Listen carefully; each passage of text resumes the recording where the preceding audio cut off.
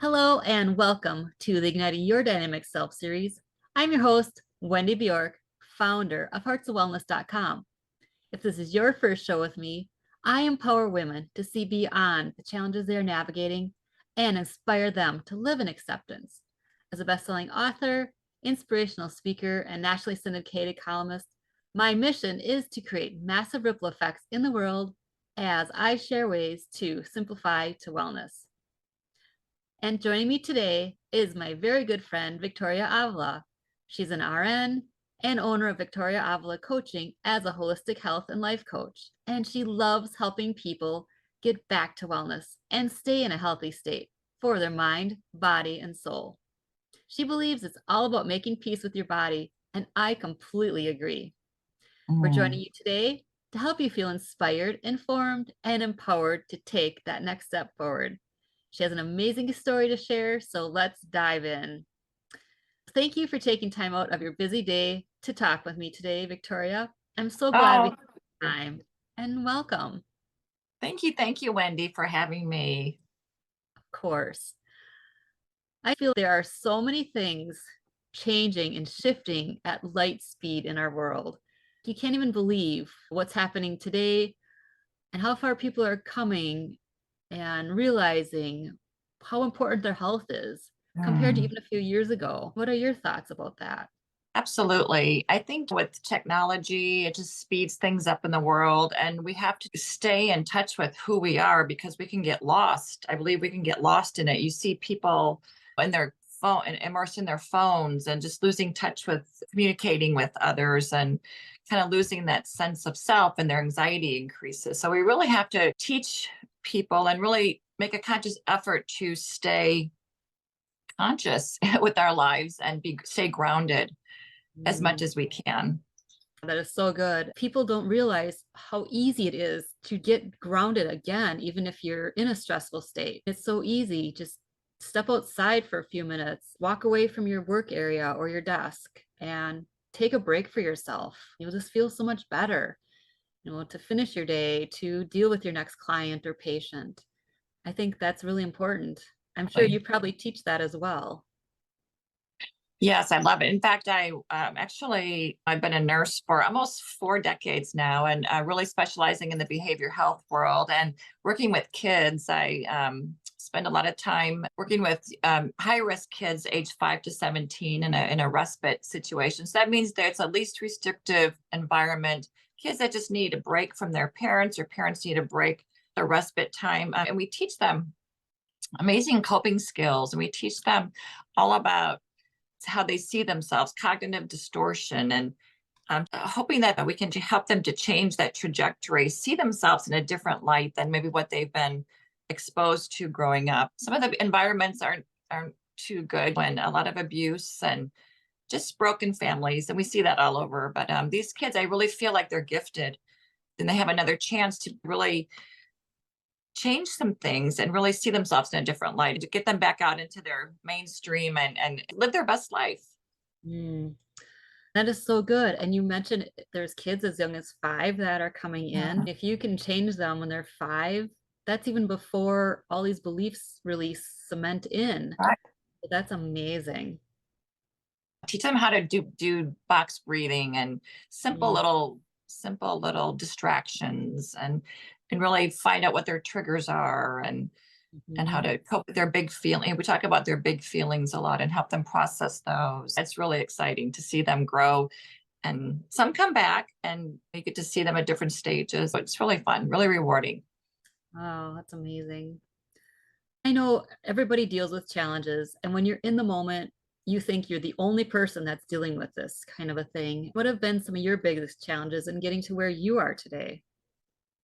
I've always been a very health conscious person. I've always been a very, I think, conscious person. I didn't really realize it growing up. So all of my experiences really have led me up to where I am today, and really helping people, reaching people. I suffered with an eating disorder, or disorder. People call it eating disorders, prefer disordered eating, just where your mind is really focused, centered around food and your body. It's a distorted body image, but it really affects the way you perceive yourself, and it affects your self-esteem, and it affects your confidence, and it affects your health. If people don't get in control of these binge purge cycles or starving themselves or chronic dieting, yo-yo dieting, it affects, there's a high suicide rate, high depression, and affects almost 9% of the population, which is about 28 million people around the world.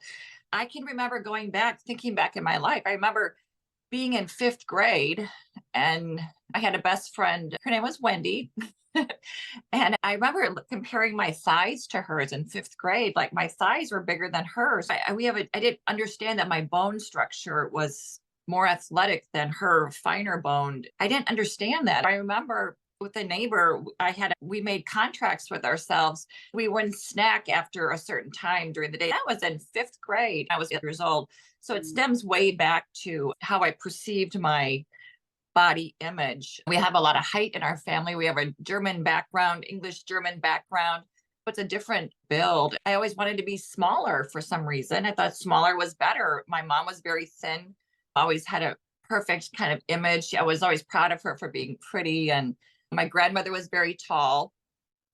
And I can remember she was, I think, 5'10" and a quarter. And I remember sitting in a conversation. Now, this was in my adolescent now, in my teens, sitting at the table and my mom asking her how tall she was. And my grandmother responded, I've always been 5'10" and a quarter. My mom said, can you honestly say that without laughing? To a teenager, that's adolescent, that's kind of still developing who I was. Now here I am, probably 5'9" or 5'10" at that point. It made me feel like maybe there's something wrong with me. I always tried to be thin, a model thin. Didn't really understand that I had my body proportion. So it was inner struggle. And I started starving and binging and just always on this roller coaster emotional diet and starving and overeating, hiding my food, that shamefulness that comes with it. But now I knew that I was being prepared to help other people not suffer like I had to go through, just understand where that all stems from. And it's really just an identity and just understanding we're made in God's image. We're masterpieces, and really accepting and loving our bodies as they are and being so gentle with our bodies. When we reject ourselves, our bodies, we're really rejecting God who created us. So I want to help people just get off the scales, live a healthy, active lifestyle, and live a really peaceful, serene life. Yeah, that is so beautiful. We are created in God's image. And when we compare ourselves to others, you're right. That is being disrespectful because we are created to be who we are. And when you're 13, 14, 15, you don't want to think like that. You just want to think, how can I be like the person in the magazine, the person on TV, Right. the person that has a personal coach and a personal wardrobe assistant? It's hard to think about that when you're looking at this picture or this person in a movie or on TV. We just think we want to be like them. Right. And it is really hard to accept that this is who we are, this is how we're supposed to be, and we're each on a journey. And you get to a point, like you mentioned in your life, well, now you can help other people get Right. through their own challenges because so many people are dealing with this. And even if they're not acknowledging it and they're doing it and hiding, and it helps them to accept themselves. It helps them to get help if they need it. And that is really so important. Absolutely. Absolutely. It's so rewarding when you can actually break somebody's addiction to food and off the scale and really have them learn to just love themselves, who they are, and accept themselves. It's a lot of work. It's not easy, but the more you can just get to acceptance of who you are, who you're created to be, know what your purpose is, it makes things all so much, it's really worth it, worth the effort, worth the Yeah. energy it takes to do that. Yeah. Do you think being an RN has helped you in helping others create their own visions? Having that platform and that foundation of a background of health, does that give you a nice head Oh, start absolutely. in it? Absolutely. I actually bought my first prevention magazine when I was a teenager. I was always very health conscious, very proactive way back when I was younger. Being an RN, of course, I know the scientifics of it. I do, nurses aren't always the healthiest. And that's one thing I would really love to shift in them also. We work shift work, we work long hours. You aren't allowed to have drinks at your nurse's station. So it makes it difficult to stay hydrated during your 12-hour shift. It makes it hard to actually sit and eat a relaxing lunch because your patient needs come first. Nurses are caregivers. They're not always take the best care of themselves. And doctors too, it's very stressful. A lot of doctors, the needs are getting more challenging.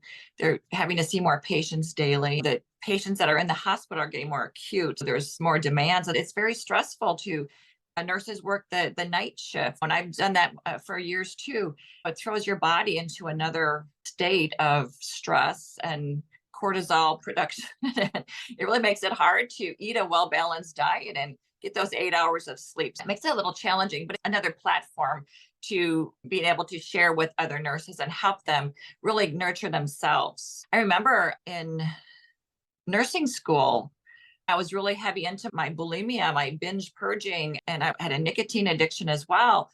My best friend, who was also in school with me, said, how can you go and talk to somebody about their health, about their diet, if you're smoking and throwing up? And it really made me think I'm kind of an imposter. It really didn't feel good. So it made me realize that I can't continue this. The path that I'm on is destructive.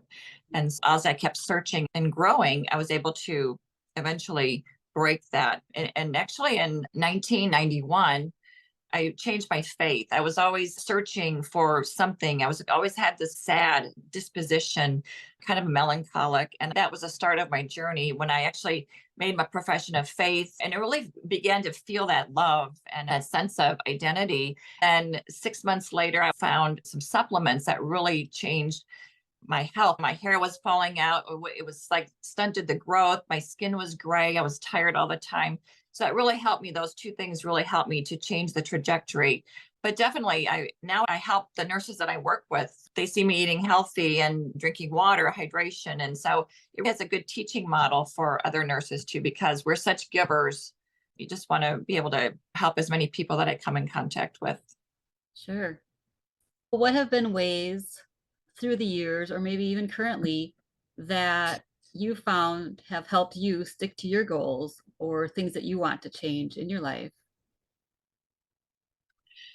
I think just really accepting myself. I'm always striving to be better every day.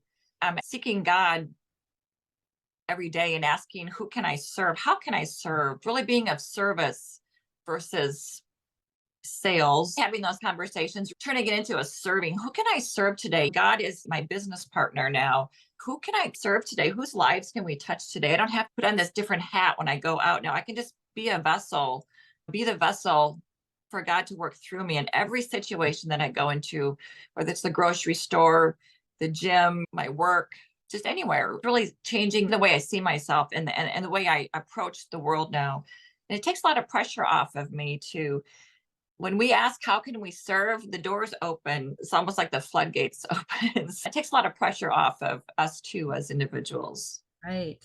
Mm-hmm. Yes, that is definitely true. What is your advice for someone that's looking to create change in their life, whether it's on a spiritual level or emotional or even changing what they're eating? Well, I first try to see what their goals are and what their big reason is. If somebody wants to lose weight, I try to drill down a little bit and ask them, what is the reason for them wanting to lose weight? Their main reasons, their motivating factor, and why that's so important for them.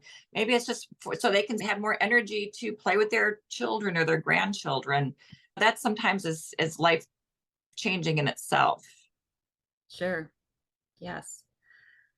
And I assume you're on social media and you probably have a platform on Facebook and Instagram.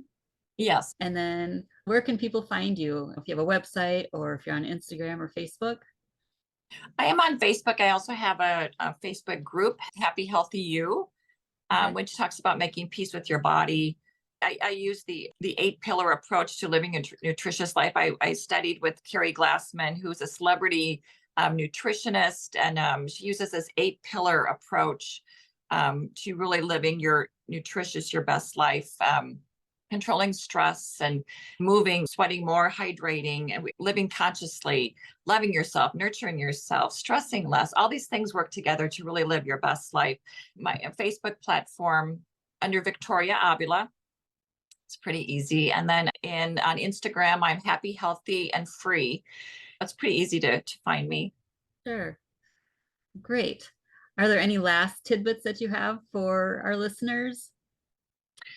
I think just if you ask how you can serve on a daily basis, we all have gifts that I think the best day of your life is when you're born. And really the second greatest day is when you actually find out the reason that you're born, what your gifts are, what your purpose is, and really focus on your relationship with your higher power, with God, and to really delve into your life purpose. We all have it in our hearts. We all have those dreams in our hearts, and God put those dreams on our hearts. People give up too soon and they're too afraid to embark on that journey. So really accepting ourselves and being happy and healthy and accepting ourselves, I think, is the best. Yeah, and dare to dream and dare to take that next step, Right. because the people around you probably aren't going to see your vision. So you have to keep following your path. Right. Just feel it in your heart, I believe. Yes. Well, it's been great having you on today, Victoria. And I will post the notes below where you can find her on Facebook and Instagram. And make sure you follow her because she is doing an amazing work and changing so many lives. Thank you, everyone, for tuning in. I'm Wendy Bjork with Victoria Avila, and we will see you again soon. Take Oh, care. thanks so much. Bye.